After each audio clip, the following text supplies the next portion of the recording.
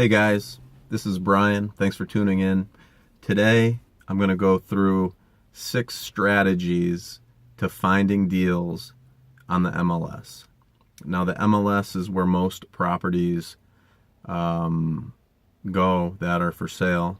I think the statistic is about 90% of all properties that get sold go through the MLS. So if you are serious about buying properties, then the MLS is definitely a place you should be looking. And the nice part about the MLS is that it is a lot more cost effective for an investor to source properties, to make offers, than sending mail or looking for off-market deals. The problem with the MLS is that there's a lot of competition, so you need to be able to find deals, and sometimes, or a lot of the time, the profit gets bid out of a deal, and there's a lot of people with their eyes on a property. The best deals on the MLS are the deals that nobody really knows exist, or you have an inside track, you have a relationship with maybe the agent, or you just made an offer at the right time. And a lot of these strategies we're going to go through are based on making an offer at the right time, the right offer on the right property. And it's a little like finding motivation in the MLS. The best people that are working the MLS, or the best investors working it, have certain secrets, I guess, that they're using to source properties. So I'll go through those. Number 1, focus on keywords. We want to look for those words that indicate motivation in a seller. Words like probate, executor, those are for probate properties. Sometimes those sellers will accept a lot less for the property than what they are currently listed for. And you're basically making a cash offer, and sometimes the agent that represents them doesn't advise them to strategically lower the price. And a property could be listed for $120,000, and a seller could be willing to take $80,000, but the agent never advised them to lower their price. And when you come in with your $80,000, that seller possibly would take that deal. And it's not all properties. You have to make a lot of offers. You need to talk to a lot of agents. It comes down to being a numbers game, and that's the reason why we use software, and we're very strategic and methodical when we make offers and deal with properties on the MLS. But one big part of our strategy is looking for certain keywords. Other keywords we'll search for are Title 19. Title 19 is when the property goes back to the state because somebody goes into a nursing home. And then that seller and that agent, they don't really care because they don't keep the money that comes out of the deal. So you can find a good deal there. Short sale, that's another term to look for. Short sales are good for deals because the seller isn't going to keep any of the money that comes out of the sale, and they just want to get out of the property. And you have to have a few things work for you in a short sale. You have to have a good appraisal, maybe 2 good appraisals. The bank wants to have to play ball. The seller has to want to play ball. And the agent, ideally, the agent isn't a complete dick. So you would make the offer, and if it gets accepted, you could get a really incredible deal through a short sale. Short sales are very time consuming if you are representing the seller. But if you're just a buyer making an offer, make the offer on a short sale, provide them with whatever they need, and hope that the deal comes through. And again, it's a numbers game. And a few other keywords are fixer-upper, TLC, REO.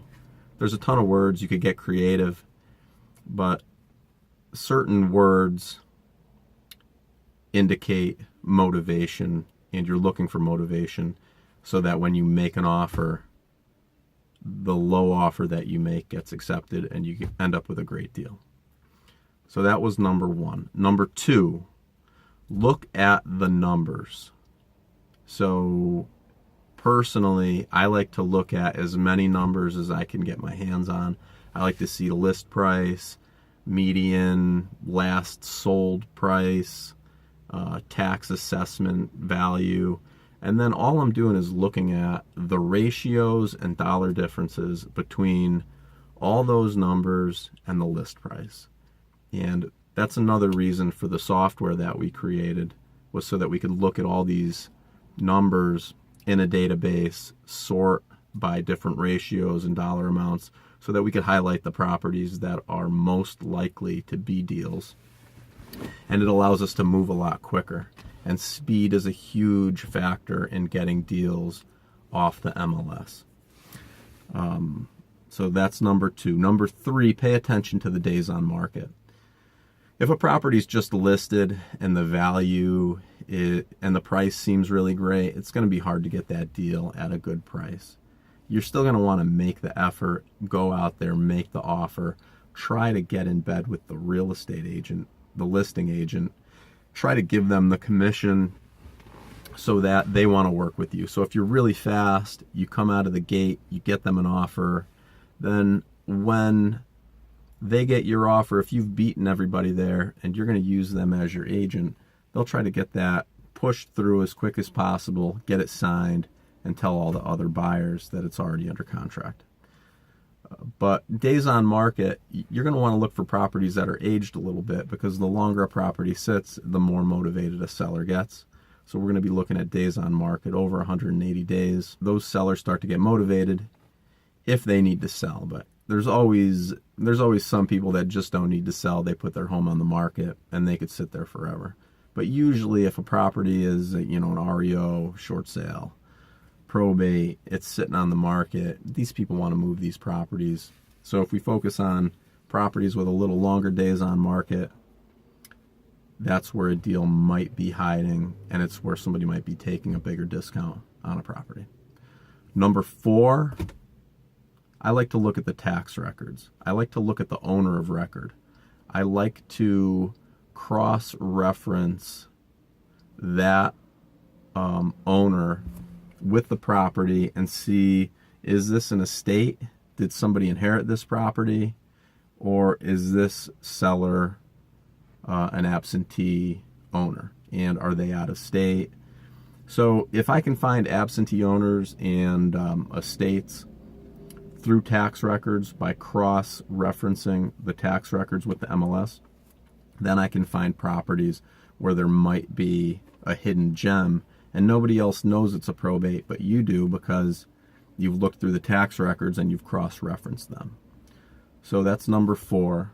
Number five, I like to cross-reference tax-delinquent or lis pendens, people that haven't been paying their bills, with the MLS, because agents don't always make note that somebody hasn't been paying their taxes and that their seller is in a tough situation. This isn't always noted on the MLS, but if you can find that, then you uncover some hidden motivation in that seller. And if you could uncover this hidden motivation, you can make an offer and nobody else really knows about it, but there's this motivation for them to have to sell the property because they stopped paying their bills. And so once you know that, you make the offer, you can find a great discount there. And that's a lot of the reason for cross-referencing tax records in terms of estates, tax-delinquent, lis pendens, absentee owners, so that you could find information that other agents or investors don't know of, and so you can move on a property and make an offer on a property. And the last one, number 6,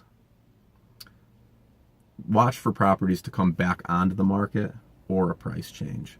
And that's really big. Sometimes there's huge price changes, and sometimes a property goes off the market, there's a bad inspection, it comes back onto the market, and now all of a sudden the seller is willing to take a larger discount because now they know of all the issues that had happened with the property. So if you can focus on back on the market,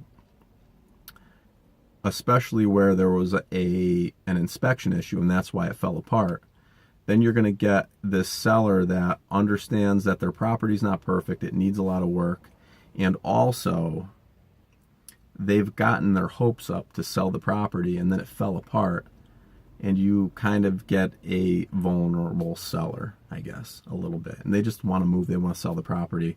So if you can hop on those properties, make your offer, make it compelling, make it cash, and you might be able to get a great deal by looking at that. There's other ways. I think those 6, those really jumped out at me, and I think those would really help somebody.